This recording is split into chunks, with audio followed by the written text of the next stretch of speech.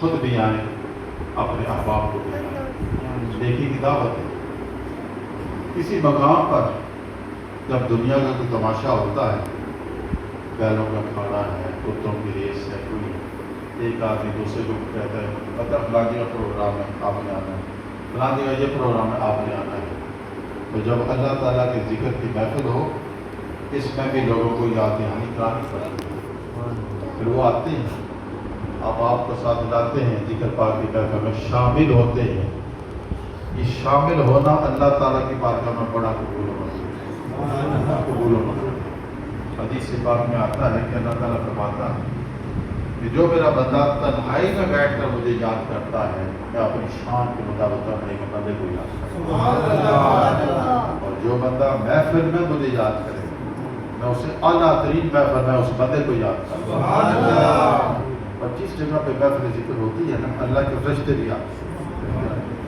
جیسے ہم زمین پہ ہیں، ہمیں ستارے چمکتے ہوئے نظر آتے ہیں، کیا بات ہے، کتنا خوبصورت لگتا ہے آسمان کا یہ منظر، ستارے چمک رہے ہیں۔ اسی طرح جو فرشتے ہوتے ہیں چلتے پھرتے رہتے ہیں، ان کو وہ جگہ روشن نظر آتی ہے جہاں پر اللہ کا ذکر ہوتا ہے۔ ایک فرشتہ دوسرے کو بتاتا ہے، وہ دیکھو چمک نظر آئی، ذکر الہی ہو رہا ہے، آؤ چلتے ہیں۔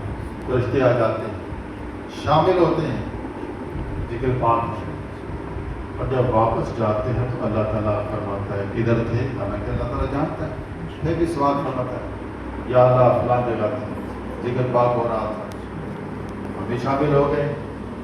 اچھا میرے بندے کیا کہہ رہے تھے؟ یا اللہ تیری تسبیح بیان کرتے ہیں، تقدیس بیان کرتے ہیں، تمجید بیان کرتے ہیں۔ اچھا میرے بندے کیا مانگتے ہیں؟ یا اللہ جنت کا سوال کر،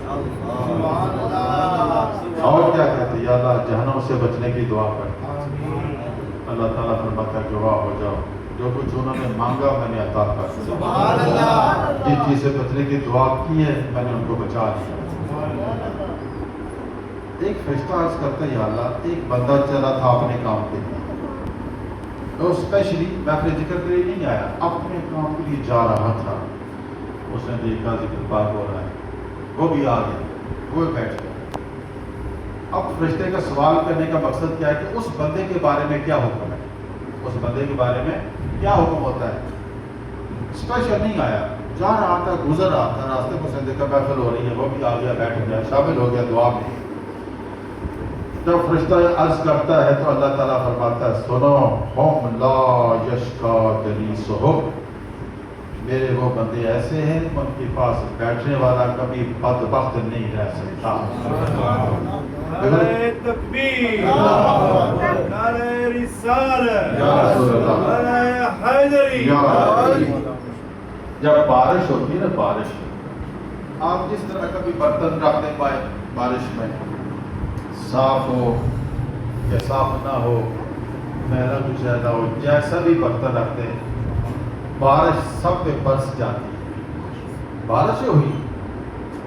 اور جب اللہ تعالیٰ کی رحمت کی بارش ہوتی ہے، وہ نورانی برسات ہوتی ہے، بندہ ایمان والا ہونا چاہیے، ایمان ہونا چاہیے، سب پہ بارش برس جاتی ہے، زنگ اتر جاتے ہیں، دل صاف ہو جاتے ہیں، شفاف ہو جاتے ہیں۔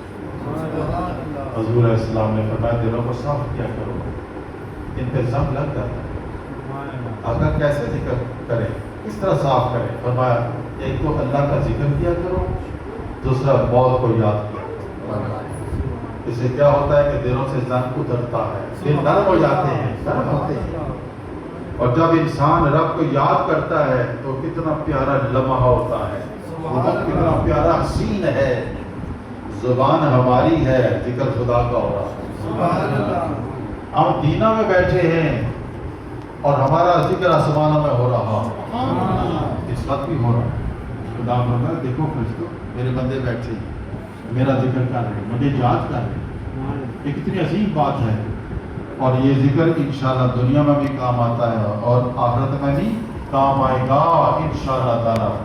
لہٰذا اپنے ذکر میں اسپیشل آیا کریں، شامل ہوا کریں۔ اجتماعی دعا ہوتی ہے، اللہ تعالیٰ دعا کو قبول فرماتا ہے، سبحان بیماروں کی بیماریاں دور ہوتی ہیں، جو پریشان حال لوگ ہوتے ہیں ان کی پریشانیاں دور ہوتی ہیں، اللہ کی رحمتیں نازل ہوتی ہیں، بندے کے نصیب میں ہوتی ہیں۔ اللہ تعالیٰ سب کو عمل کرنے کی توفیق عطا فرمائے۔ ما علیہ الا البلاغ۔